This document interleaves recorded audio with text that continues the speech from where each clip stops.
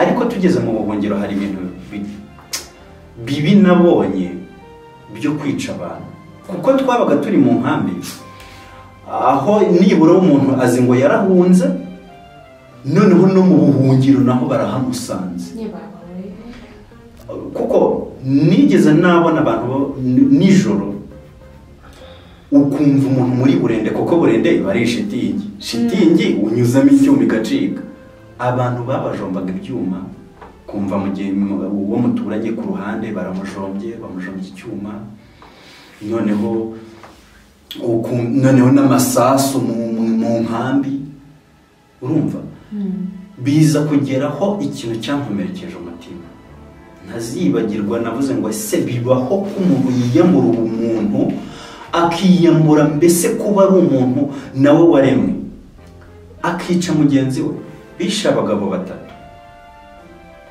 Nubwa mbere nabibonye, mbese babakuraho barababaga,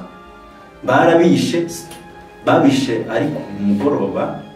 Ntabwo namenye ngo ni bande babishe, kuko twagiye tugiye kureba byabaye ni mugoroba. Mu gitondo kandi imvura yari irimo iragwa, mu gitondo tugiye kureba aho babajugunye twasanze babakuyeho isura, barababaze bakuraho isura, abandi babanogoramo amaso. Hari uwo baciye ururimi, kuko nibwo numvise ndi mutoya ngo impamvu babaciye ururimi kwari ukugira ngo batazashyira mu byuma ngo ururimi rwabo rukore. Abandi nanone ngo impamvu babakuyemo amaso ngo kwari ukugira ngo batazabona abantu barebye nyuma icyo gihe. Noneho ngera ahantu ubuzima numva bwanze, inzara inyishe, yego merewe nabi, noneho mbona yapfunyitse pe. Naramusabye ntitaye ku buryo ku mafunguro yari afite, ariko mfunguriye nzangana umutsima w'imvuzo. Yaramfunguriye ndabirya kandi ubuzima bwarakomeje. Uwo mutsima w'imvuzo rero warumvajije ati se ni bimwe by'ibishira, nyine fata ubushera ubumwe, bya bivuza aho wakabihaye ingurube, wowe ubyanike wongere ubisekure ubivugemo umutsima, wongere utunga ubuzima bw'abandi. Twaragendaga tugiye kwambya ahantu bakuye inkondo z'ibijumba. Inkondo y'ikijumba ku muntu ushonje iraryoha, kaba karahonze ukakarya, warangiza wanyura ku muhana w'umuntu ugasaba amazi ukarenzaho, ubuzima bugakomeza. Kuko nabyukaga saa 11 ngenda, urumva icyo gihe maze kugera mu 4 nabyukaga njya kwiga. Hari urugendo rushobora kuba rwamara nk'isaha n'igice, hafi 2 mu nzira. Nkagenda mu gitondo rero nkirirwayo, ubwo nkirirwa n'inzara ntacyo mfite cyo kurya, cyangwa se nkapfunyika mu ntuze mu birere.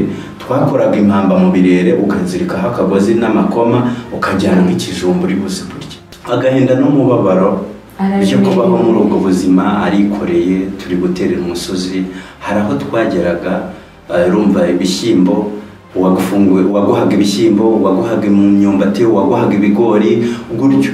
Rero hari aho twageraga ugahekenya ibigori, ukasaba amazi ukarenzaho. Nigeze kunyura ku rusengero ni kiliziya, nkanyura ari ku mugoroba, ngiye kubona mbona ukuboko cyangwa ikiganza cyaka umuriro. Ntabwo nagize imbaraga zakomeza kukireba, ahubwo nikubise hasi. Ariko ndakomeza nibura abantu barokotse jenoside yakorewe Abatutsi. Imana yo mu ijuru ikomeze bakomeze, kandi bumve ko Yesu Kristo ni we bari hafi. Yego. Uretse n'ibyo ngibyo, buri muntu wese ubuzima yaba arimo, Kristo amubereye byose.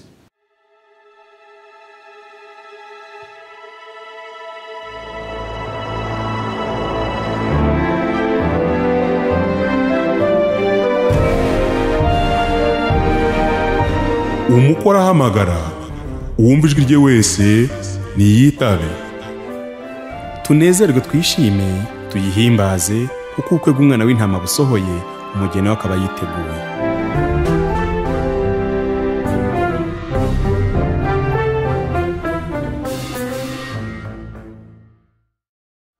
Kongeye kubasuhuza abakunzi b'ijwi ry'umukwe. Ijwi ry'umukwe ni umuyoboro mwiza tumaze kumenyera, umuyoboro mwiza Kristo yaduhaye kugira ngo duhwiture umugeni wese wa Kristo ahantu ari hose ku isi, mu mirimo arimo, mu byo akora byose, kugira ngo ahore yibuka ko ari umugeni wa Kristo, yirimbishe kugira ngo umukwe ari we Kristo atazamusiga. Turabizi ko Kristo ni umukwe, natwe tukaba turi abageni. Birakwiriye ko uhora wirimbishisha imirimo myiza kugira ngo umwami Yesu azaba agarutse azasanga uri maso. Tugize umugisha wo kubana n'inshuti Imana duteguriye, tuzaniye byinshi byiza byungura umugenzi muri uru rugendo. Munyemerere tumwakira dusuhuze. Haleluya. Amen. Murakoze. Ndi umushyitsi koko ni ubwa mbere tugiye gukorana ikiganiro, ariko muri iki kiganiro tuzagenda dusangira byinshi. Rero amazina y'ababyeyi nitwa Efremu Habumuremyi, ariko ubusanzwe uzanyita Professor T.A. Tuzagenda tubiganiraho, yenda tugire uburyo tuganira kuri iryo zina naryo, ariko muri uyu mwanya uranyita ayo mazina cyangwa unyita iryo ushaka rimwe muri ayo. Turaganira byinshi biri bufashe umugenzi, duhana ubuhamya, tuganira ijambo ry'Imana, kuko ubuhamya nabyo bwo burya bukomeza abantu, bugakomeza umuntu mu rugendo wari wihebye, akiyungamo imbaraga, akumva ko atari we wenyine ubuzima bugoye, kuko hari igihe tugenda tugira ubuzima bukadusharirira, ukumva ugeze aho wiheba, ukumva ko Imana yenda yagutaye, ariko hari umuntu ujya utubashisha kuba muri ibyo byose bitugoye. Uwo ni Kristo, nta wundi. Turagenda rero duhana ibitekerezo.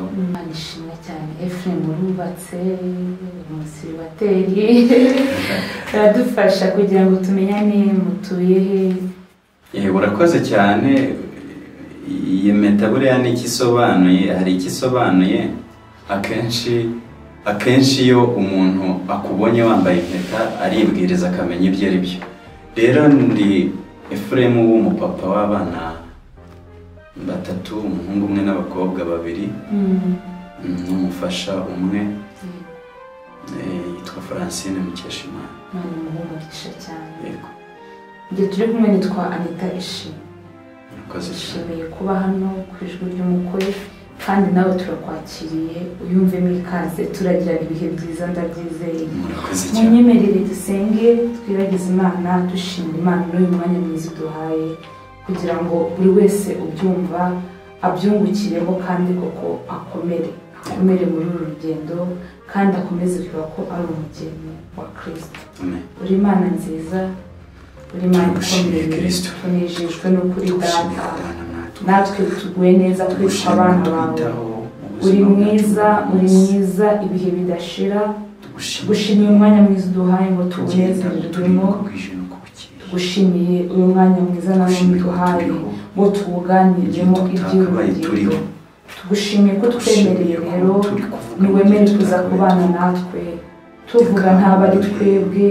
Mwami, icyo wagambiriye ko umugeni wawe yumva, unyumvira cyumve mu buryo wifuza ko tubyumvamo, cyangwa tugashobozwa kwezwa no kwitunganya cyane no kwirimbisha, kugira ngo uzasange turi maso. Zabana natwe rero n'abazabyumva nyuma, uzaduhe kungukira muri byo, mu izina rya Yesu Kristo. Amen. Efrem ni karibu ku ijwi ry'umukwe. Murakoze cyane. Mwanya n'uwawe uratuganirira, ikaze. Murakoze. Reka turirimbane iyi ndirimbo yo mu gitabo y'151, kuko mu kiganiro turi bugirane, cyangwa se uko tuzagenda tugirana ibiganiro, tuzagenda tubona yuko Yesu Kristo ari we nshuti nziza iruta izindi zose. Niba wahageze twatangira. Yego. Yesu arusha abandi bose kudukunda, arushukwa bavandimwe bakundana, nshuti zacu zaduharuka zose Yesu ntabwo hemukira abakunda nawe izindi nshuti zacu zaduharuka zose Yesu ntabwo hemukira abakunda n'iki gihe cy'ubugingo budashira sukumenya Yesu wacu udukunda twarazimiye nk'intama Yesu aradushakashaka atubonya twijize ubwo mu rugo rwe tumumenye kwari inshuti yishimira kuduhimigisha yose n'imbabazi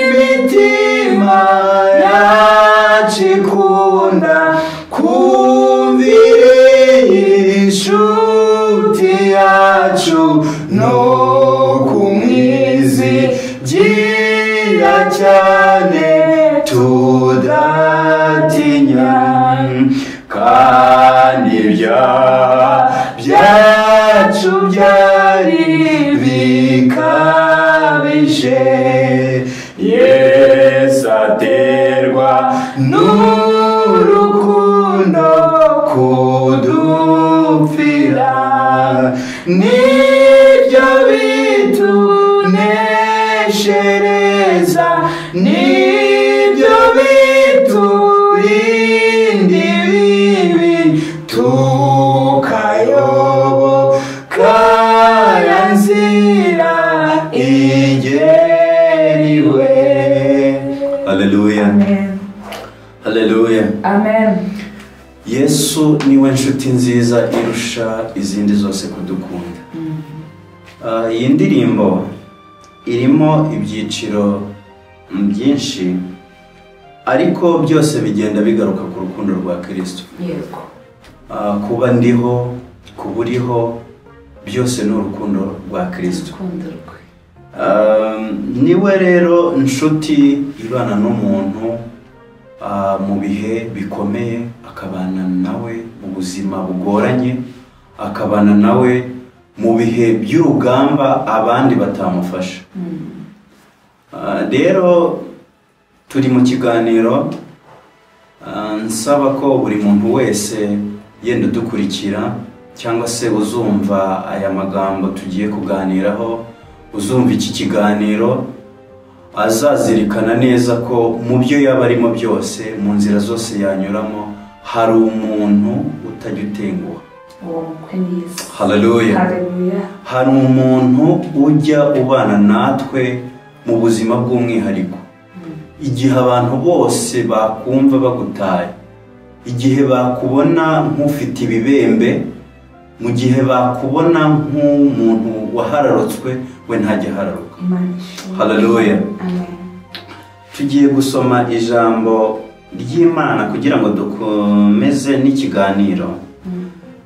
Turasoma ijambo ry'Imana dusanga muri Yesaya ibice 41 turasoma ijambo ry'Imana muri Yesaya 41 umurongo waho wa 10. Haratubwira ngo ntutinye kuko ndi kumwe nawe, ntukihebe kuko ndi Imana yawe, nzajya ngukomeza ni koko nzajya ngutabara, kandi nzajya nkuramiza ukuboko kw'iburyo ariko gukiranuka kwanjye iryo ni ijambo ry'Imana. Shimira Imana. Haleluya. Amen. Ahangaha twumvise ijambo ry'Imana ryo kudukomeza. Imana yabinyujije muri uyu muhanuzi. Uyu muhanuzi nawe ufite amateka maremare, ari nayo mpamvu tudakwiriye kwiheba mu bibazo duhura nabyo. N'uyu muhanuzi iyo ukurikiye amateka ye usanga yararangije ubuzima mu buryo bugoranye. Abantu bose bagiye bakorera Imana, abantu bagiye babana n'Imana, si uko bo babayeho mu binezeza gusa, ahubwo nabo bagiye bahura n'ibibazo. Rero n'uyu muhanuzi dusomye mu ijambo ry'Imana bagiye bahura n'urugamba, nawe urebye usanga yarasoje ubuzima bwe ababajwe. Ari nayo mpamvu bigoranye ubuzima bw'umuntu kugira ngo ahere kuki cyangwa ahere kuri iki, kuko buba ari inkuru ndende. Ariko iby'Imana yashimye ko turi buganire turaza kubiganiraho, tunakomeza no kuri iri jambo Imana yabwiye abantu bayo ibabwira ngo ntutinye, ntukihebe. Imana ibuha umugisha ku ijambo ryiza rikomeza umugenzi, ariko ntutinye kuko ndi kumwe nawe. Ni ijambo ubwira umuntu kuko ubona ko ashobora kuba ageze mu gihe yagakwiriye gutinya. Efuremu ni muntu ki? Kuvuga ndakijijwe, hakiriye agakiza gutya, ni mu nzira y'ubukristo.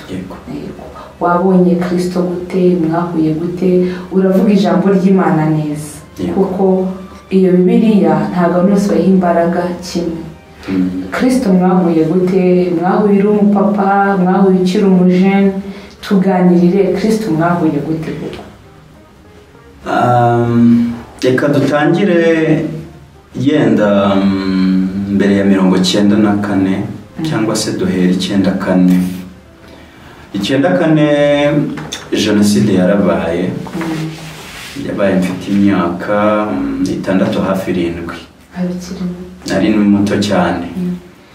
Rero muri iyo myaka ariko umwana burya bafite ubwenge abareba. Twahungiye ahantu bita Rukuramigabo i Burundi.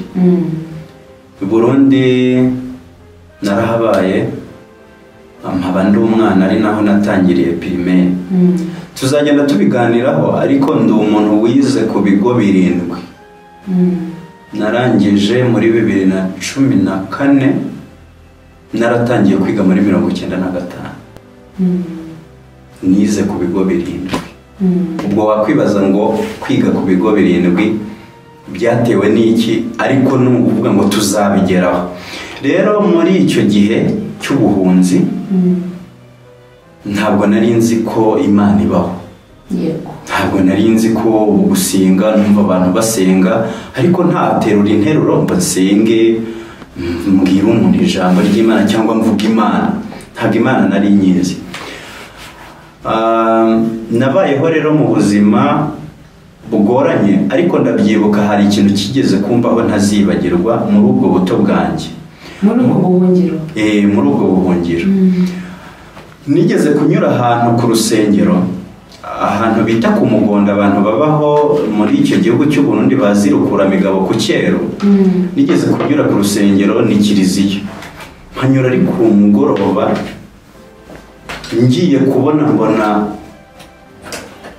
ukuboko cyangwa ikiganza cyaka umuriro.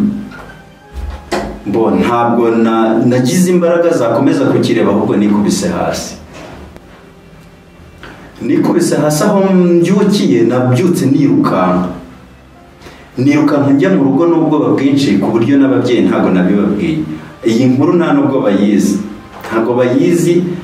ahubwo maze gukizwa nibwo nagiye ntekereza kuri icyo kiganza cyangiye hejuru kigatuma imbaraga n'urumuri rw'icyo kiganza ntabwo byatumaga mpumbura ngo ndebe. Ariko naje gusanga cyari ikiganza cy'Imana, bwari uburinzi bw'Imana bwari bundiho ngo nzakire kugira neza kw'Imana. Ibi bintu uvuze biraremereye. Yego. Urumva mwarahunze mujya mu buhungiro, uri umwana ungana w'imyaka 6. Mu rugo mwari mukijijwe ku myaka 6 yawe? Wavukiye mu muryango ukijijwe cyo gukira umuryango nyine nawe udakijijwe Kristo agusangamo nyuma aribwo kwiyeretse. Rero Imana ihamagara uko ishaka inatoranya uko ishaka. Ntabwo navuga ngo nabyukiye navutse nsanga umuryango wanjye basenga, ariko numvaga ko basengaga, barasengaga, ariko jyewe mvuka ntabwo babintoje ngo mbone tujyana gusenga, mbone tugira gute. Njye navutse mbona papa anywa inzoga ku buryo nari umwana, ahubwo wirirwaga mfungurira amacupa y'inzoga abantu baje kugura inzoga kwa papa, baje kugura ibyo kunywa, nkafunguza amenyo. Ngira ngo yenda urabona ubanza ari nayo mpamvu nafite amenyo yuzuye, kubera ko ushobora kugira ngo ni inyinya, ariko izi ntabwo ari inyinya, n'amenyo yavuyemo. Aya ni amenyo yavuyemo, kuko njye nakutse amenyo ya nyuma nayakutse mfite imyaka 16. Urumva nabyo n'andi mateka. Rero ntabwo nabyirukiye mu muryango w'abantu navuga ngo bari bakijijwe, uretse nyogokuru wenyine wari ukijijwe, niwe wasengaga. Yego, niwe wasengaga, nkumva mu by'ukuri ndafashijwe, ariko papa ntabwo nigeze. Ubwo rero n'uwo muryango nabyirukiyemo, ntumva ijwi ry'Imana, ntumva aho bavuga Imana. Ariko njyewe icyo kiganza nkibona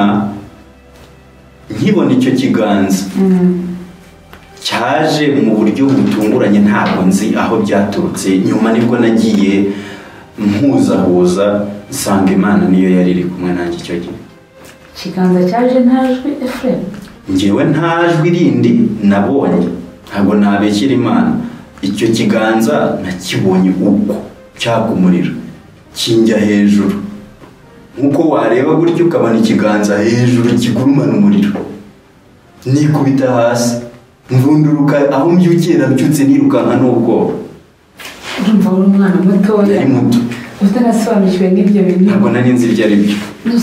Wumvise umeze ute Efrem? Nyine nakubwiye ngo n'ababyeyi banjye sinababwiye ibyambayeho. Icyo kiganza wakibonye uri umwana? Yego. Wumva biguteye n'ubwoba? Kandi koko urumva binateye ubwoba ku myaka 6. Wifashe gute Efrem? Ni ukuvuga ngo naratashye koko, ndagenda njya mu rugo, ndaceceka, ubwoba buranyica. Nyuma yaho ndabyakira, nyine mbaho mu buzima busanzwe. Ubuzima bwo mu buhungiro rero ni ubuzima bugoranye. Ni ubuzima bugoranye, ariko nabayeho mu buryo bukomeye, ari nabwo tugiye kuganiraho bw'ubuhamya. Yenda n'icyo kiganza cyangiyeho icyo gihe mu buhungiro, kikangumaho. Uyu mwanya yenda ndi umugabo, kuko nkuko mbivuze icyo kiganza cyongeye kungarukaho ngiye kubaka urugo. Uraza kubitubwira? Yego, ikiganza cyongeye kungarukaho ngiye gutegura ubukwe, nibwo nongeye kubona cya kiganza, noneho ndabihuza, mbona ko Imana yabanye nanjye kugira ngo kubitubwira ibyo by'urushako. Iki kiganza wakibonye gute mu buhungiro? Rero mu buhungiro ni ukuvuga ngo nari umwana muto. Ubuhungiro buravuna, kuko habamo inzara, habamo ibibazo, habamo agahinda.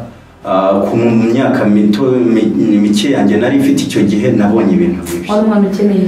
Nari nkeneye kubona ubuzima bwiza, ariko nabonye ubuzima bubi, kuko ku myaka 6 hafi 7 Imana igiha umugisha ababyeyi, mama yatangiye kunyigisha gukora, anyigisha kubaho. Aya ni amakuru tuvuga cyangwa se ubuhamya dutanga, abantu bari kure, abari mu gihugu, bari hanze y'igihugu bakayumva, si ibihimbano. Ariko burya abana n'ababyeyi hari icyo wigira ku mubyeyi mu by'ukuri kikagufasha. Mama rero yanyigishije gukora. Hari imisozi ngiye kuvuga twazengurukanyemo, tumeze nka Pawulo we nuko yabwirizaga ubutumwa bwiza, twe twayizengurutsemo duhaha. Hari imisozi, hari inzira twanyuragamo twambuka amazi tujya aho bita mu Rusarasi, muri komine ya Kirundo, ni mu ntara yabo ya Kirundo mu Burundi. Twagendaga mu gitondo tujyanye na mama, tugiye gushaka y'ubuzima, ahantu wagendaga umunsi wose bukira bukakwirira. Muri muri bwa buhungiro? Turi mu buhungiro. Noneho abantu ba Rwibikara cyakora ndabasuhuje nabo, abantu bo mu marembo aho hose ni mu gihugu cy'u Burundi, mu Busoni twarayigenze, komine ya Bugabira twarayigenze, Vumbi narayigenze, Kirundo yose ubwo narayigenze. Twabayeho mu buzima bwo gupagasa, tubaho mu buzima dushakisha abantu, ngira ngo amafuro abantu barayazi, cyangwa injanga z'indagara abantu barazizi, indundi rero twagendaga twikoreye umufuka wazo. Ndi umwana muto ubwo nari maze kugira imyaka muri 98, umuntu yenda wo muri 88 urumva nari ngize 10 ubwo nari ngize imyaka 10, nagendaga nikoreye umufuka w'indagara. Noneho twagendaga indagara bakaze gupimira, ntabwo byagiraga igiciro, hari uwaguhaga ibiro 2 akakugirira impuhwe nagufunguriye, ariko noneho ko wikoreye umufuka w'indagara uzenguruka ahantu ari nako noneho umutwara aho kugira ngo ube mutoya wagendaga ahubwo uremera, umva ni urugero sinzara gusa. Noneho no kuvuga ngo ibaze ko wikoreye indagara zo ziba zimeze yenda nk'ibipapuro, ariko noneho aho bakuye isahani y'indagara bahashyize ibiro 2 by'ibishyimbo, umva noneho umutwaro uraremereye. Byikorere rero umunsi wose wire, Imana iha umugisha mama, kuko twaragendanaga hari umusozi twatereraga bitaga Rukondo, n'uwo muri Bugabira, muri komine ya Bugabira, tukawugenda. Hari umwana, ababyeyi Imana bamugisha, hari umwana muto twari dufite yagendaga baramunsaga, urumva umwana muto kumucutsa mu nzara akomeza kunywa ibere rya mama we kugira ngo ubuzima bukomeze. Rero we yakundaga kuzunguza amaboko mu mugongo, we yabaga haza atazi urugendo turiho, akagenda azunguza amaboko yishimye. Mama duterera umusozi, nkabona umusozi uramunaniye. Mama yamubwira ati wa mwana we wizunguza amaboko dore uri kumvuna. Murumuna wanjye yahitaga amubwira ngo jigenda gake, uzagenda gake akamubwira ngo agenda gake. Ariko mama nkabona ko agahinda n'umubabaro byo kubaho muri ubwo buzima arikoreye. Turi guterera umusozi, hari aho twageraga rumva ibishyimbo, waguhaga ibishyimbo, waguhaga imyumbati, waguhaga ibigori gutyo. Rero hari aho twageraga ugahekenya ibigori ukasaba amazi ukarenzaho. Ni ubuzima bugoye, niyo mpamvu ijwi ryanjye ndi buriturishe tukaganira nta kibazo. Hashimwe Kristo wagukoresheje kuvanyaho. Impamvu turi kubivuga ni uko hari iby'imbaraga Imana yakoze kugira ngo duhumurize n'abandi bakiri mu ntambara. Wakomeje uvuga mama, papa ntabwo yari ahari icyo gihe? Navuze mama kuko niwe twaruhanye. Data yari ahari, ariko burya abapapa hari igihe bati inshingano zabo bataziha umwanya ngo baziteho. Papa ni umuntu ntabwo yarakennye, ntabwo navuga ngo papa yarakennye cyane, kuko yarazi no gushaka, ariko yenda ubwo buzima twe twabagamo na mama, papa we ntabwo yari kubukora. Ni umuntu wanywaga inzoga, kandi abantu hari igihe banywa inzoga ariko ntibibuke ko no mu rugo ari ngombwa ko bagira icyo bahasagurira. Rero papa ntabwo navuga ngo yari gushaka ubuzima bwo kugira ngo tubeho abuburi, ahubwo no kuvuga ngo yitaga ku icupa. Twebwe rero tugahangana n'ubuzima kugira ngo tubeho.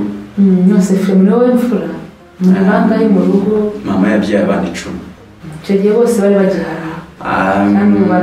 Bari nka 7 icyo gihe. Icyo gihe mwari 7? Bari 7. Ntabwo bari 7 kubera ko ntanabanye n'abana bo mu rugo, rero birangora. Ariko nzi impamvu navuze ngo yabyaye imbyaro 10, ntabwo icyo gihe yari azifite zose. Urumva twari ba 4, twari abana 4, kuko urumva nari maze kugira imyaka 10, kandi hasigaraga yagendaga anyuranyamo imyaka 2 mama. Yego. Aho icyo gihe niwe wagaragaye? Ninjye wari mukuru. Ubwo rero ibyo byose twabikoraga ndi n'umunyeshuri, kuko ubwo buzima twabuvagamo nkabivanga nanone no kuroba. Ndi umunyeshuri nize ku ishuri ry'ahantu bita ku Cyeru kugira ngo abantu bajye bumva ibintu ko ari ibintu bizima bifite umwimerere atari ibintu tuba twahimbye. Umusozi wo ku Cyeru muri komine ya Kirundo urahari, ikigo cyaho nicyo nizaho primaire ya mbere kugeza mu wa kane gusubira hejuru nakomereje muri Rukuramigabo, ikigo bita Rukuramigabo cyo muri komine ya Kirundo nayo. Ubwo rero urumva narigaga nkanajya gukora iyo ubwo narasibaga iyo byaba ngombwa tukajya gupagasa na mama, naba ntagiye gupagasa na mama nkajya kuroba. Narobesheje indobani, nari nkiri muto ndabyibuka hari umupapa data wacu nibo banyigishije kuroba, Imana nawe imuha umugisha. Ariko icyo gihe habagamo amafi anafite imbaraga yanuraga mu mazi. Inshuro nyinshi najyaga kuroba nkibitangira nkaza imyenda yose yuzuye amazi.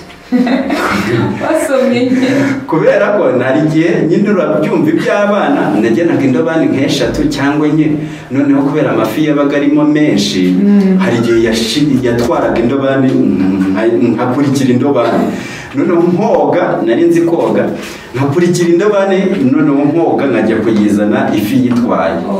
Ubwo rero buri uko najyaga kuroba nazaga najanda. Imana igira neza, Imana niyo kwizerwa. Rero ubwo buzima bwo kuroba byaje kugeraho, noneho kumenya kuroba n'indobani mbimenya, mbivaho noneho njya kuroba n'imikwabo. Imikwabo rero twarobaga nijoro. Nijoro ubwo nagiye kwiga ku manywa, nkarara ijoro noneho ndoba. Turi abasare nako turoba kugira ngo ubuzima bukomeze.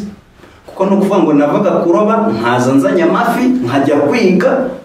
Aho nigaga rero hari nakuri, hari kure cyane, kuko nabyukaga saa 11 ngendo. Urumva icyo gihe maze kugera mu wa kane nabyukaga njya kwiga, hari urugendo rushobora kuba rwamara nk'isaha n'igice hafi ebyiri mu nzira. Nkagenda mu gitondo rero nkirirwayo, ubwo nkirirwa n'inzara ntacyo mfite cyo kurya, cyangwa se nkapfunyika mu ntuze mu birere. Twakoraga impamba mu birere, ukazirikaho akagozi n'amakoma, ukajyana nk'ikijumba uri buze kurya. Ubwo saa sita zagera abandi bagataha mu ngo iwabo, wowe ukajya nko mu mungoti ukarya ya mpamba yawe. Ubwo rero ni ukuvuga ngo mu gitondo rero cyabaga kibabaje ayo masomo, cyakora nagiraga amahirwe nkatsinda pe. Nkagira amahirwe nkatsinda, sinigeze nsibira mu ishuri. N'abana barankundaga kuko nabaga nzi ubwenge. Ariko rero ubwenge bwanjye rero bukadindizwa, ngenda nari kugira bwinshi kuruta. Nuko ibaze waraye ijoro uroba, amaguru yacu yabaga ameze nk'imivunde. Kubera ko naraye mu mazi ndoba, twaryaga kwibeta nk'isaha imwe saa 9, saa 10 tukabyuka turobiza mu gitondo, tugahita dutaha tukagenda nakomeza ku ishuri. Rero ubwo buzima buremereye gutyo, uri umwana mutoya bwari bundemereye koko. Rero igihe cyaje kubaho ntandukana n'ababyeyi, ubuzima bwaratugoye bw'ubuhungiro, biba ngombwa yuko tutaba tukiri kumwe, nyine dutandukanye. Nza kugenda nahungutse mbere muri 2001 nari ndangije kwiga 6e. Sinakomeje, ntibyankundiye ko nkomeza, nahise ngaruka mu gihugu, njyewe nahungutse mbere. Mbasiga njyewe, ubwo basigaye mu buhungiro, njyewe ndahunguka nza mu gihugu. Ndi umwana muto, ariko nkaba mfite ibanga. Mama yanyigishije uko batera ikijumba, uko batera umwumbati, ntibacurikwe intuze ingeri y'umwumbati, anyigisha kubagara amasaka, anyigisha no gukurira insina. Ndabyibuka ubwo nahise mva mu ishuri 2001 nza mu gihugu.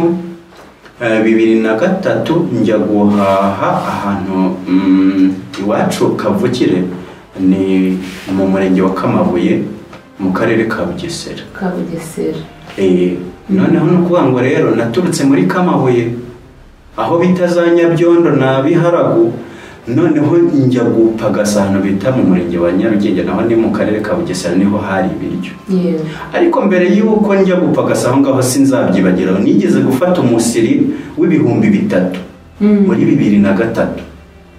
Uwo musiri umperaho ndawuhinga, wari umushinge, hari hanini cyane, wari umungoti munini, muhinga ibyumweru 2 wanga gushira, kandi narawuhingaga nkanawugorobeza. Ibaze nawe ibihumbi 3 kubikorera ibyumweru 2. Nangaga kuragira inka z'abantu, rero akazi kari kariho ku bana kwari kuragira inka z'abantu. Ako nakubita imibare nkumva nanone umubyizi wari 200, abandi ibyo byose baguhemba 5 kuragira inka, ariko uramutse uhinze wakorera desa nibura ukwezi bikaba 6. Nagiraga imibare cyane, nkabibara abandi ntabwo nzajya kuragira inka, nzajya mpinga, nimpinga saa sita yenda njye kugorobeza. Hari ibyo bita gusaka ku bantu bagiye bakora imirimo yenda yo guca inshuro, yo gupagasa bakoresheje isuka. No kuvuga ngo gusaka wayiregendaga ugahinga ku manywa, bakaguhemba iby'amanywa, nimugoroba ukajya gukorera ibya nimugoroba, nibyo bitaga gusaka rero. Yego. Ubwo rero no kuvuga ngo ariko nsubiye inkuru y'umwana isubira inyuma, subiye inyuma hari ubuzima ntavuze. Muri icyo gihe cy'ubuhungiro hari ahantu nigeze kujya gukura ibyambo byo kurobesha, bahitaga mu Rwanyange, twagendagayo naho mu gitondo. Indobani ni indobani, noneho ibyo ushyiraho kugira ngo amafi arye. Iyi ni imyambyo cyangwa se ibyambo, uko wabyita kose biterwa n'aho uherereye. Rero icyo gihe ndabyibuka nibwo nariye ku mutsima w'imvuzo. Nari ngasimbutse, hari umuntu ubabaye, hari umuntu uriho mu buzima bugoranye, hari umuntu ugowe, hari umuntu uriho mu buzima yumva butazava, mbese ari imvura itazahita. Ariko mu by'ukuri icyo gihe twaragendaga tugiye kwambya ahantu bakuye inkondo z'ibijumba. Inkondo y'ikijumba ku muntu ushonje iraryoha. Kaba karahonze ukakarya, warangiza wanyura ku muhana w'umuntu ugasaba amazi ukarenzaho, ubuzima bugakomeza. Twariye inkondo z'ibijumba tuba. None nibura turi abagabo, turagaburira abacu. Inzira byanyuramo byose zose turazica, ariko tukagaburira abacu. Haleluya. Amen. Rero icyo gihe ndabyibuka, twagendaga, hari n'igihe ntawe utagira amanyanga, hari n'igihe twanyuraga ku bijumba by'abantu, ukagira gutyo ukabukuye ikijumba, cyangwa se ukaranduza umwumbati w'abandi. Ariko Imana itubabarire, nyine ni ibihe. Yabaye inzara, ntawe ucakura. Rero ndabyibuka hari igihe nashonje, ibi bintu mvuze data ntabizi, na mama ntabwo yari ahari, ariko hari umuryango wabayeho nabi, kuko hari abantu babaho ugasanga ubuzima bwarabashaririye. Ari nayo mpamvu twasomye uwo murongo tuvuga ngo ntutinye, kuko ndi kumwe nawe. Haleluya. Ntukihebe, kuko ndi Imana yawe. Imana yo kabyara. Abo bantu nabo bari mu buzima bukomeye gutyo bubashaririye, Imana yo mu ijuru bumve yuko Yesu aruta abandi bose kudukunda. Wari umuryango twakwita uw'abinazi. Ubundi mu buzima habaho abakene, hakabaho abatindi, hakabaho abatindi nyakuri, hakabaho n'abinazi. Abo bantu bose babaho, ni ibyiciro by'ubukene bibaho, n'abahanya babaho. Rero uwo muryango bari barwaye imvunja guhera ku bikombe, aha, hano ku mavi, mu birenge, ndetse ahantu hose ureba ukabona ko mu by'ukuri nta buzima.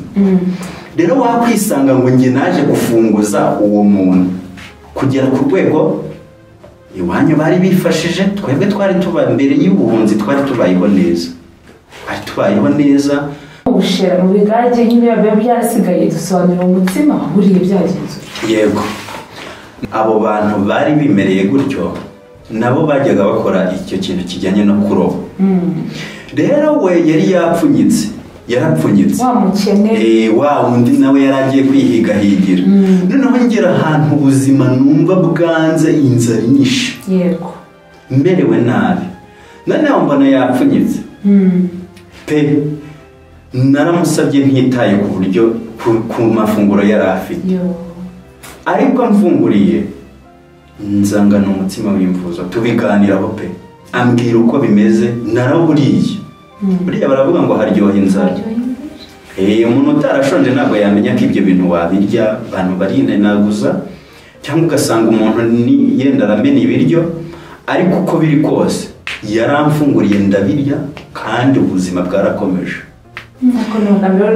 uwo mutsima w'imvuzo rero warumvajije ati se ni bimwe by'ibishira nyine fata ubushera ubunywe bya bivuza aho wakabihaye ingurube wowe ubyanike wongere ubisekure ubivugemo umutsima wongere utunga ubuzima bw'abandi urumva ubwo buzima buragoye naraburiye rero ako kantu nari ngasimbutse yenda hari umuntu uri mu buzima yenda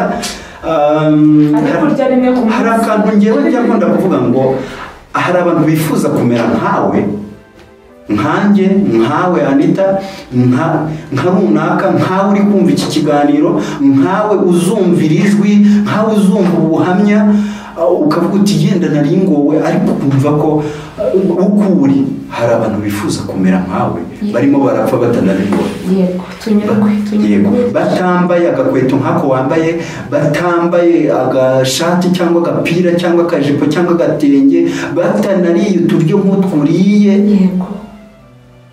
ariko kandi bakaba bariho yego ariko uwo muntu nawe wamfunguriye babitaga ngo bajandajanda kujandajanda urumva nyine ni ukubera ko ibirenge byabo byabaga bicyamitse kubera amavunja bagenda bumbuka rero twigarukire mu gihugu ngeze mu gihugu nakoze umurimo wo guhingira abantu ariko hari ibintu Imana iba yarakoze tuba tugomba kuyishimira kuko iyi sura mfite ntabwo ariyo mfite kuko dukomeza hari akantu nibutse rimwe nigeze kujya kugura urukweto rw'abakobwa wumve burya ubukene bushobora gutuma ukora ibintu bidasanzwe turaza kugaruka ntabwo dutaye aho twari turi ariko ako kantu ndakibutse ubukene n'ibibazo bishobora kukugira nka zezenge kumva gusa nkaho wasaze ariko ndabyibuka nigeze rwose kwifatira amafaranga yanjye nayahingiye ntanijya kugura umwenda mu isoko n'urukweto ngura ipantaro ikabutura ndabyibuka yari ya poshe bombe y'umweru ndayambara rwose nikubitiramo n'urukweto nari naguze ariko noneho nazambara babyara banjye bakajya banseka noneho nkibaza nkagira ngo nyine bari guseka kubera ko bishimiye ko narimbye ariko kumbiza ari inkweto z'abakobwa za ntunshinge zari zifite igitaro kizamutse nyine ariko mbona ari ingozi nabonaga zikiye njyewe ariko kumbi zari iz'abakobwa ako kari agaciro twikomereza ariko urumva nyine uko mbona n'uri kundeba n'uwo ndimo nivuga muri icyo gihe abihuze uko biri kose ntabwo ndi mwiza ariko agasura mfite none nje nkakubwira ngo we Anita teka ndashonje wangaburira nkarya wanavuga ati umukozi w'Imana reka mugaburira rye muhe kacyayi y'inyweri ariko icyo gihe hari igihe tuba turimo ari cya kindi umuntu akoreba akakubwira ngo ntuzikamera nayimbwa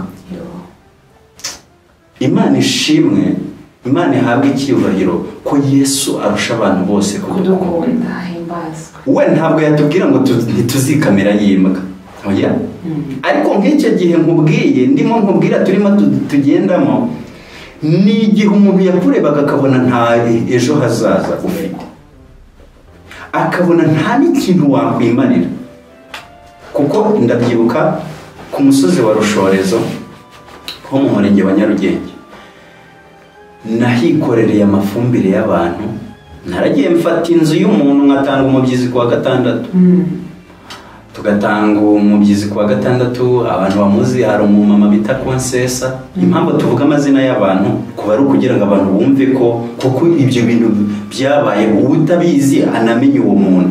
Yenda hari uwaba muzi. Icyo gihe yaduhaye inzu na mubyara wanjye, tukajya dutanga umubyizi nkahinga inguri z'abantu. Insina z'abantu nari nzi kuzikurira inguri nkazanganya nyine nk'uko umuntu yanganya amasaka y'ibyonnyi mu masaka y'abagara akuramo amasaka atari amasaka cyangwa ibyonnyi. Nari nzi gukurira insina, nari nzi kubagara amasaka, nkamenya gutera imyumbati, nkamenya guhinga nkihambira. Kuko jewe iyo nafataga umusiri rero aho naberaga, niba navuga ngo iki, naheraga jewe aho ngeze kubera kububabare. Nahingaga aho ngeze, nkahinga n'imvura ikagwa nkakomeza nkahinga kugeza aho numva ko nkwiriye gutaha. Izuba ryashoboraga kurenga nimugoroba nkihinga. Rero abantu banzi barahari, banzi bo kuri uwo musozi banzi icyo gihe mpinga. Rero tugeze kuri uwo musozi w'irushorezo hari muri 2004 bishyira. Rero nkaba nari umwana wari uzi agafaransa, ngo i Burundi batwishishaga igifaransa. Yego, noneho agafaransa rero kakanyakamo imibare rero ntayikorera abana bavuye ku ishuri, abana bigaga mu Rwanda nyine. Urumva njye nari naravuye i Burundi ntungutse nuko. Ubwo rero nkajya mbakorera imibare, nkabakorera igifaransa, bakabona inzu ubwenge, baravuga bati ko wazadusuye ku ishuri. Ku ishuri rero nza kumva binyatsemo, binyakamo nanjye nza gusura abo bana ku ishuri. Rero basuye ku ishuri, kumbi Imana yari ifite inzira zo kugira ngo inansubize mu ishuri. Nuko rero uwo munsi ndabyibuka, narazamutse ngeze ku ishuri ku myaka yanjye muri 2000 ubwo fata 98 nako 88 ugere 2 5 17. Mu myaka 17 nasubiye ku ishuri. Ubwo ngeze ku ishuri rero, kubera ko ikirundi cyari kikindimo, abana umwana umwe yari yambwiye ati uzaze noneho nugera ku kigo uzakomange mu ishuri ringiri niho nzaba ndi, turanateka tuzanasangira. Ndagenda ngezeyo rero umwarimu mpageze nsubuje ndakomanga, ninjiye umwarimu aransuhuza ngo mwaramutse, itamubwira ndi bonjour. Kagafaranga nyine nahise ngira mvuga nti ninjya kuvuga ikirundi baranyuzamo ijisho kuko ntaramenya ikinyarwanda neza. Nahise nshyiramo agafaransa. Umwarimu mbona aratunga biramuvanza, suhuje mu kinyarwanda musubiza mu gifaransa. Ubwo rero umwarimu nawe ahita aza mu gifaransa, twavuganye igifaransa. Umwarimu biramutungura, ansohokana hanze, ansohokanye abahanze, abanyeshuri barankurikira, ikigo cyose kirahurura. Abarimu uwo mwarimu bamwita Nshayinyeretse Therese. Hahita haza nabo bita ba Poloniya, abo bita ba Kayibura, baracyariho ndumva bakiriho. Aho ngaho nyine kuri uwo musozi. Ubwo icyo gihe rero bahise babwira Directeur ahita avuga ati uwo mwana ni mumuzane, yitwa Rugwiza Sumo Alexandre. Barambaza bati urifuza iki? Nahise mbabwira nti ndifuza kwiga. Mbabwiye ngo kwifuza kwiga rero Imana yisi bigenza neza. Uwo munsi niwe natangiriyeho kwiga. Bahise bateranya bakora fundraising, nzanira amakayi, amakaramu, barateranya. Uniforme ntibazimpa, natangiye kwiga nta uniforme. Ahubwo ubwo nyine bahise bambaza icyo nshaka, ndababwira nti no kwiga. Nahise ntangira gutyo.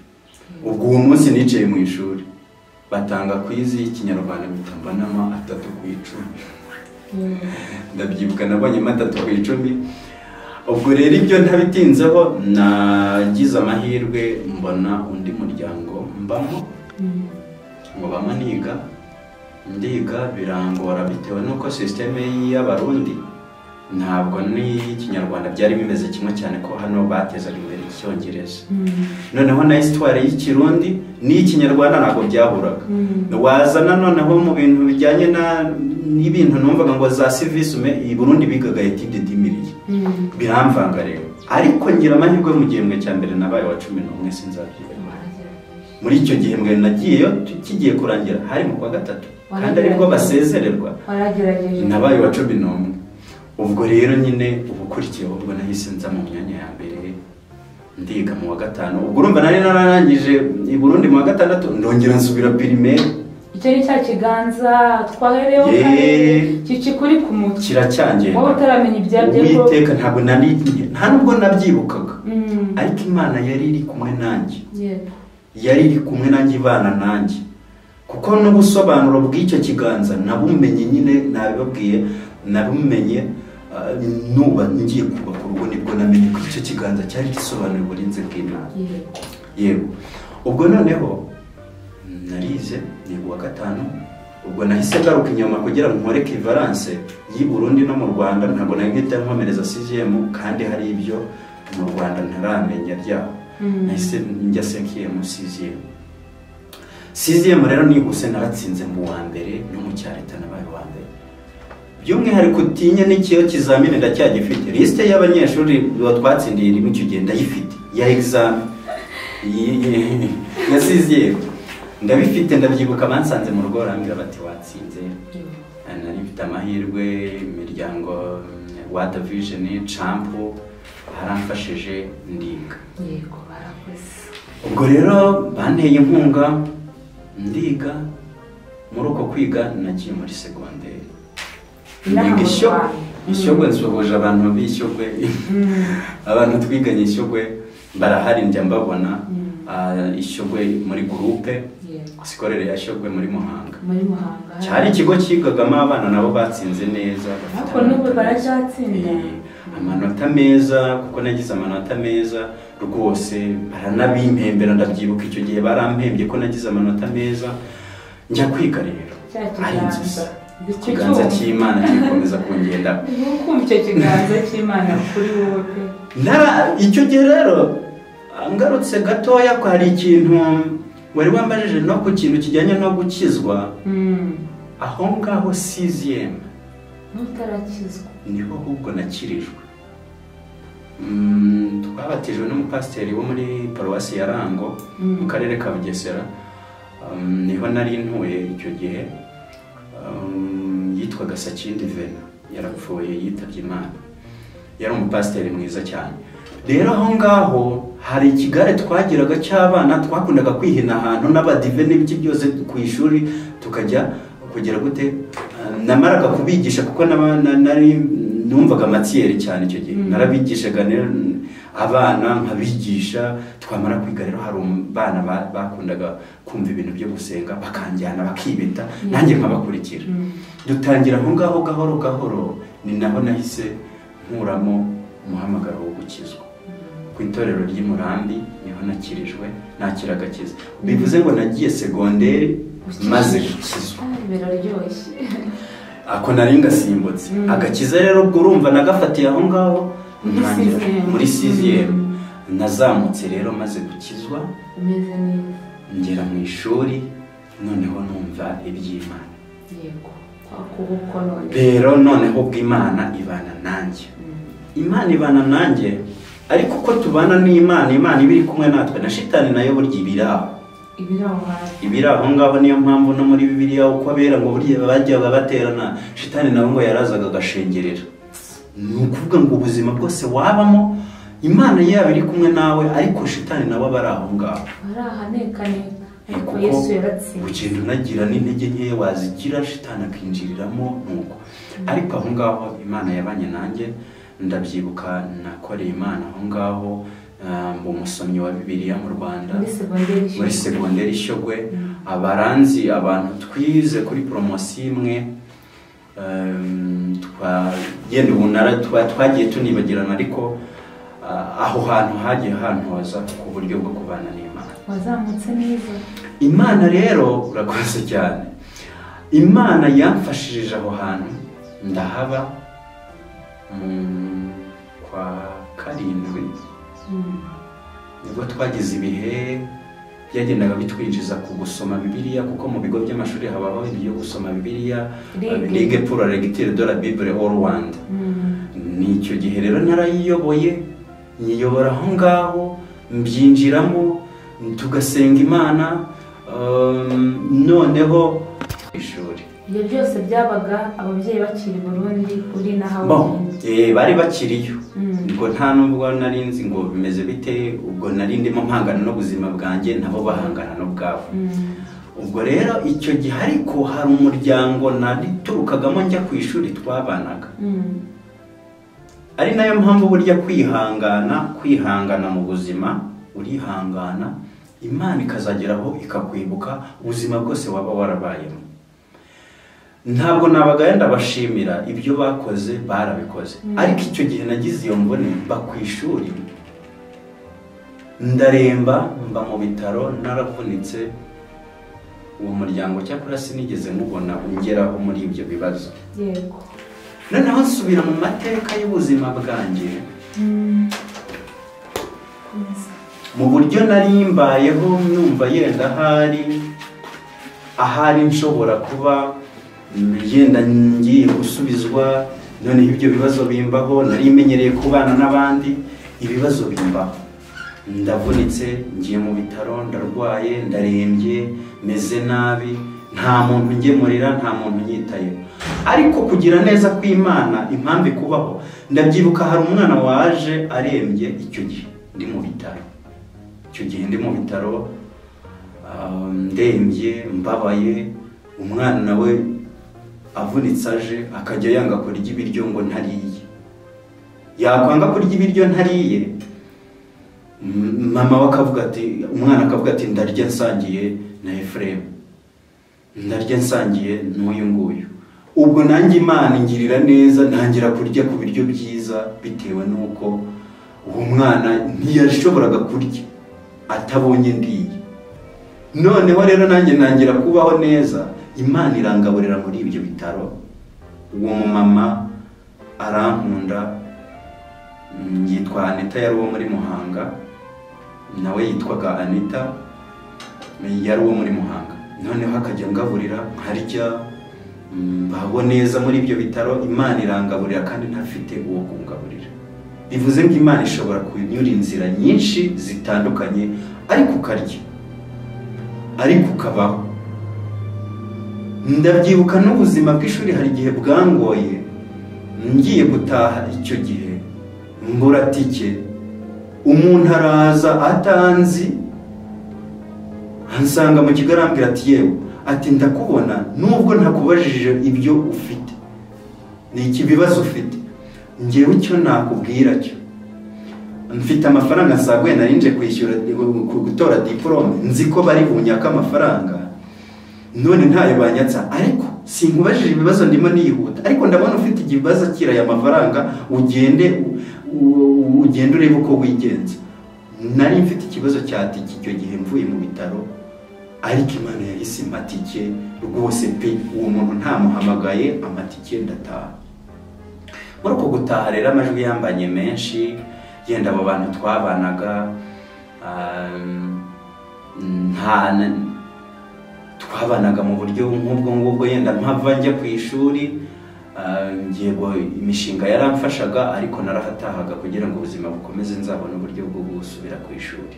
Nawe nibutsa abantu badukurikiye, hari ikiganza cyiza cy'Imana yakoresheje, kuko wari umwana ubanza utari kubyumva, ariko n'isinya Imana yakoze, ndumva uko kuboko kwahuje kugendana nawe. Yego Efrem, urabizi twese turi Abanyarwanda, tuzi ibyabaye mu Rwanda, amahano yabaye, Jenoside yakorewe Abatutsi 1994. Nubwo mwahunze uri umwana, wahereho ubivuga nyine ubica hejuru, ngo ni ubuzima bubi, ubuzima bw'inzara, imiruho wabanyemo na mama wawe, ariko imyaka 6 n'iri 10 yagiye igera uhakurira, hari ibintu bikomeye wabonye. FM, ni ibiki bintu wabonye n'ubu ngubu byanze kugusigara mu mutwe kugeza ubu ngubu ngana gutya, akwashimye Kristo wakurinze akabukurayo. Ni ubuhe buzima wakomeje uvuga utsimba wabonye bwakomeye cyane mu gihe cy'ubuhungiro? Murakoze cyane. Umuntu dukurikira ni byiza kuko twatangije n'ijambo ry'Imana, twavuze ngo Yesu arusha abandi bose kudukunda, kuko Yesu impamvu umugaruramo kenshi, hari aho inshuti zawe zikubwira ziti turagukunda, ikagarukira aho ngaho ziragukunda, ariko iyo uryamye mu gitanda uri wenyine cyangwa uri mu ijoro rinishye uri wenyine, Imana niyo yonyine iguhumuriza, irakubwira ati nzabana nawe, kumva ijwi cyangwa ikakurema agatima ukumva urakomeye. Rero hano muri iri jambo yanatubwiye ngo izakuramiza ukuboko kwayo kw'iburyo. Iyo Mana ifite ukuboko gukomeye cyane tuzanakomeza kuvugaho. Reka mvuge gato ku kintu kijyanye no mu buhungiro nk'uko wari bimbwiye. Mu by'ukuri nari umwana muto, yewe cyakora iby'amoko ntabyo nari nzi, kuko narinze ngera no mu myaka nka 20 ntiyumvisha ibyo bintu, kuko ntabyo nabonye iwacu. Ariko tugeze mu buhungiro hari ibintu bibi nabonye byo kwica abantu, kuko twabaga turi mu nkambi aho nibura umuntu azi ngo yarahunze, noneho no mu buhungiro naho barahamusanze. Kuko nigeze nabona abantu nijoro ukumva umuntu muri burende, kuko burende bari shitingi unyuzamo icyuma igacika. Abantu babajombaga ibyuma, kumva mu gihe uwo muturage ku ruhande baramujombye icyuma, noneho n'amasasu mu nkambi. Urumva biza kugeraho ikintu cyankomerekeje umutima ntazibagirwa. Navuze ngo ese bibaho ko umuntu yiyambura ubumuntu, akiyambura mbese kuba ari umuntu nawe waremwe, akica mugenzi we? Bishe abagabo 3. Nubwa mbere nabibonye, mbese babakuraho barababaga, barabishe, babishe ariko umugoroba.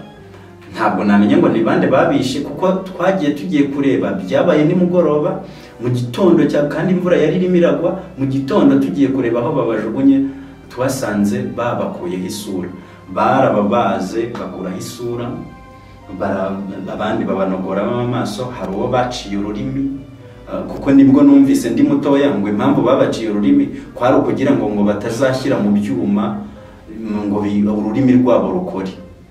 Abandi nanone ngo impamvu babakuyemo amaso ngo kwari kugira ngo batazabona abantu barebye nyuma icyo gihe. Urumva sinaninzi ngo iryo koranabuhanga rinabaho, ariko bari abagabo bashobora kuba bari bakomeye icyo gihe. Rero ibyo bintu byarankomerekeje muri ubwo buzima. Yego urugendo rw'icyo gihe 94 nari muto, aho abantu bashoreraga ihene, inka, narabibonaga, turara mu nzira, uburyo twagiye byose narabirebaga. Kandi bwa mbere bwo aho nari ntuye, rumva nyine abantu bahungaga bumva ko abantu nyine bari kwicana. Ariko ibyo niboneye icyo gihe abo bantu mbona babakuyeho amasura, noneho n'ayo masasu yabaga mu nkambi, noneho ibaze mu nkambi y'abantu ukumva amasasu, kandi abantu barahunze, ukumva ibyuma, abantu barahunze. Byari ibintu bibabaje, kibaza ngo se ubwo buzima ni bantu ki? Rero nyine urumva nyuma nibwo ndi segonderi, nibwo nagiye noneho nsobanukirwa inkuru, uyu nguyu bakavuga ngo ni uyu, uyu bakavuga ngo ni uyu. Ariko mu by'ukuri ubwo buzima bwarambabaje, numva abantu nkibaza ku buryo watunganya Imana ukayibaza ngo yari irihe. Ariko mu by'ukuri Imana ntabwo isinzira, ntibumiriza. Abariho, abanyarwanda bariho, ababa bari mu gihugu, abari hanze, hashimwe ko ukiriho, hashimwe ko Imana ishimwe ko utapfuye, Imana ishimwe ko nubwo waba warasigaye uri wenyine, nibura yenda bifuje ko wapfa cyangwa wamererwa nabi, hari n'aburuta batanakuruta. urusha ubuzima. Hari abifuje ko wazikama ariko ntiwazikama. Imana yakurindishije ukuboko kwayo kw'iburyo. Yesu Kristo niwe nshuti nziza ndacyabivuga. Rero Imana yakubereye inshuti nziza, ikakubera inshuti nziza muri ibyo bihe, ikabera inshuti nziza abanyarwanda. Kristo akabera inshuti nziza buri muntu wese uko yagiye amubona. Impamvu navuze ngo hari abantu bifuza kumera nkawe bazarinda bapfa batabibonye, nabitangije. Mu by'ukuri irebe muri ibyo bihe urasanga hari abantu bifuza kumera ukuri batabibona. Urugero natanga, ufite igare, hari umugabo umaze imyaka 20 ahigira kuzagura igare, ariko arapfuye ejo bundi agiye atariguze. Hari umuntu uhigira kwambara agakweto nkako nawe ngo azakagure yenda mu mpeshyi azaba akambaye, ariko apfuye none impeshyi itageze ngo akagure.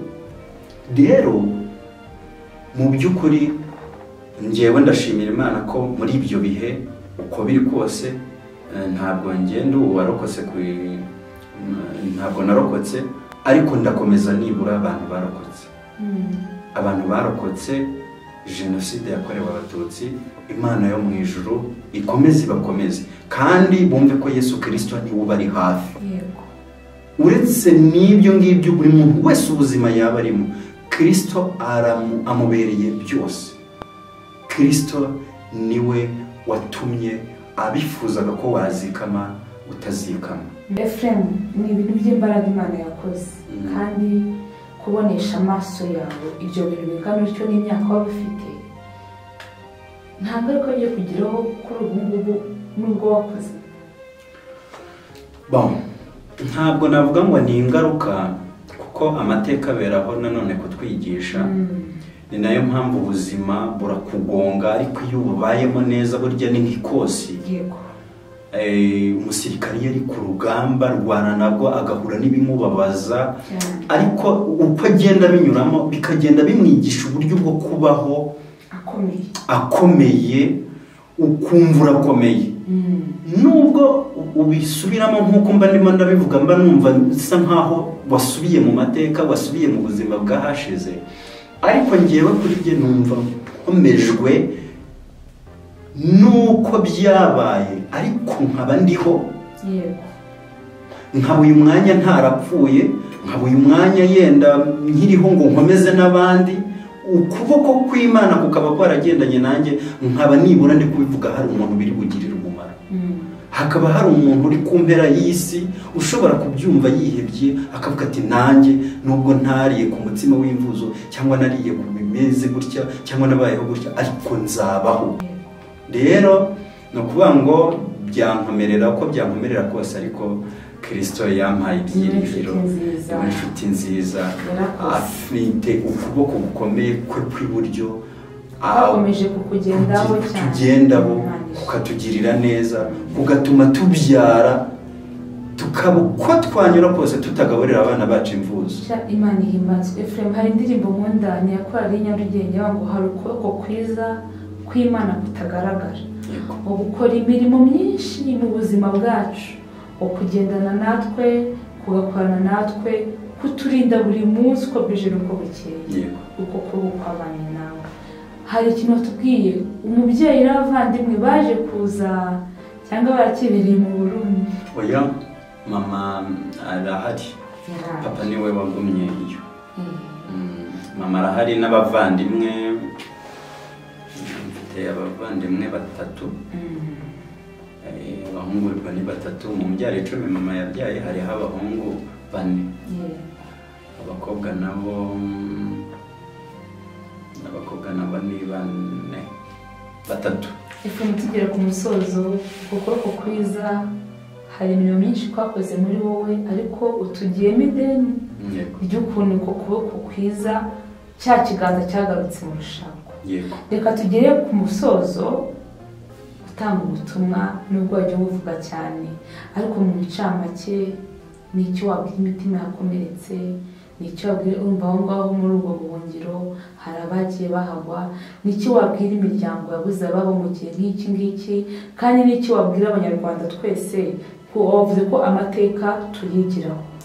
duha ubutumwa bwacu ngo inkingi bikomeye turimo twibuka ibyabaye mu gihugu bitari byiza, ariko kandi hari icyo wabwira abantu badukurikiye kugira ngo bakomere muri ibi. Murakoze cyane. Ibi bintu cyangwa se ubu butumwa turimo tuvuga nk'uko bimbwiye cyangwa se ngomba guha abanyarwanda bari kudukurikira, harimo abemera Kristo n'abatamwemera. Yego. Ariko icyo duhuriraho ni uko Imana ishobora byose. Ndivuze gutya kuko uwemera ibya gakondo iyo byananiriwe areba isumba byose cyane. Aha hantu ndahavuga gutya, umuntu uwo ari we wese uko yaba ari kose atuye hari ahagera akavuga Imana. Reka nivugira Imana rero. No kwanga Imana nubwo ntayivuga kuko yo ubwayo irivuga, ntabwo Imana ngiye nayivuga, ahubwo Imana irivuga ikivugira muri cye, ifite ububasha bwo kwivuga kuko ngiye buriya nta nagatonyanga nayivuga. Yego, no kwanga ubutumwa rero nuko ubabaye uwahuye n'ibibazo muri iki gihugu cyangwa hanze y'igihugu bikamugeraho, ubu ngubu hari ingaruka afite byanga bikunda, ariko ntabwo nabura kumubwira ko asubije amaso inyuma akareba ibihe byahashize n'iby'ubu. Ndumva yagakwiriye kubona ko hari urumuri ruri imbere ye rumumurikiye, rwamuha icyizere cy'uko ibyiza atarabona azabibona. Kandi ikigeretse kuri ibyo, nk'abizera twizera neza yuko inzira zose tuba twaranyuzemo Kristo hari icyo aba yaradusigiye. Icyo rero yadusigiye, icyo yasigiye umunyarwanda, icyo yasigiye umuntu wese uri ku mpera z'isi, icyo yagusigiye nicyo tugomba gusingira. Mbabwira ko ntabwo uzapfa ibyo Kristo yakugeneye kuronka ukiri mu isi, uzapfa utabibonye. Uko byagenda kose bizazigure binyura inzira ziziguye, wowe usabwa kwizera ko ntabwo uzava muri ubu buzima utabironse. Ibindi ni uko Imana yo mu ijuru yo isana imitima, ariyo ntaragiza buri muntu wese udukurikiye, umutima we ukabasha gusanika, akumva aguwe neza, akumva umutima we wongeye gusubirana, izuba ryo gukiranuka, izuba urumuri rw'ibyiza rukamugeraho, akumva ahumurijwe aho ngiye ntamuhumuriza, aho inshuti ze zabimubwira kumva ntacyo bimaze, ariko Yesu we akamusanga akamuha ibyiringiro biruseho n'umunezero uruseho wo mu mutima. Imana umugisha mwinshi, adufashe n'ubundi dusenge, ariko mu Kristo n'amasengesho y'Abanyarwanda, umukunzi w'ijwi ry'umukwe, umugeni wa Kristo, Imana nyir'ihumure nibashe guhumuriza imitima. Hari ibintu byinshi abantu bakora bihumuriza ariko ntibikunde, ariko mu bihe nk'ibi bikomeye, imitima ibabaye, imitima yibuka ibyabaye, twibuke ko Yesu ari we nshuti nziza irusha abandi bose kudukunda. Kandi mu byahise byose hari ukuboko kwiza kw'Imana kwagiye kubaka ubuzima. Hari umutambo wamwe ati nasigaye ndi umwe, ariko hariho abana afite ibyana byiza biseka biga, harimo n'abatangiye gushyingira. Ni imbaraga zikomeye z'Imana, tuyishimire ibyo yakoze, ariko kandi twongere urukundo, kuko iyo wegereye Imana nayo irakwegera. Dusengere, tuzongera duhure tuganiriza kwa kuboko kurusha ko iryo deni rigendemo, ubyibuke ko iryo deni rifite, nitubona umwanya uzongera tuganirire uko kuboko kwiza tukumvise mu buhungiro, kuba waravuye uri umwana ungana kuriya ukaba uri umupapa ufite umuryango, ni ikintu gikomeye cyane kirimo gukora kw'Imana. Duteye amatsiko rero, turagutekereje uzongera tuganirire no mu buryo bw'urushako uburyo Imana yabanye nawe. Dusengere Imana ibumugisha kubana natwe. Murakoze, reka dusenge abantu bakomeze kurushaho kongera urukundo no gufashanya mu bihe nk'ibi tugiye kwinjiramo. reka dusenge Imana. Turagushimiye mwami Imana, tugushimiye ko uri Imana y'amahoro, tugushimiye ko uri Imana nziza, nubwo abantu bo bahinduka wowe ntujya uhinduka. Mu izina rya Yesu Kristo ntabwo ujya ukangwana ntibishobotse, kuko uri nyiri ibintu ndetse n'abantu. Ntawe twaguhwanya nawe kuko wowe urihariye. Twabivuze nta nubwo twakuvuga ngo tubone uko tugusobanura, ahubwo wowe ni wowe ubasha kwisobanura, ukivuga, ukibwira abantu bawe ubinyujije muri twe. Reka rero ubwoko bwawe buzumva cyangwa se buri kumva mwami Imana iki kiganiro, ubu buhamya, iri jambo, mu izina rya Yesu Kristo bazahumurizwa imitima, kandi mwami Imana bumve ko urugendo nubwo rwaba rukomeye, nubwo rwaba ari urw'ubutayu, ariko hari igihe kandi gikwiriye. Ubuzima nubwo bwasharira, dukwiriye kububamo nk'ikosi rituganisha kuzagera ku mapeti, kuko mwami Imana turabizi neza yuko aho tunyuze ni wowe uhazi, kandi mwami Imana aho tujya naho tujya tuza tugusanga. Rero turagusabye kugira ngo usane imitima y'abanyarwanda, usane imitima y'abatuye iki gihugu, dusengera abayobozi bakiyoboye, dusengera mwami Imana buri muntu wese ufite ishyaka n'umurava byo kucyubaka, kugira ngo agubwe neza. Ubwenge butangwa nawe buba ari bwo bumanukira ku bafite umutima wo kugisana no kucyubaka. Ni mu izina ryawe ryera Yesu Kristo, amen.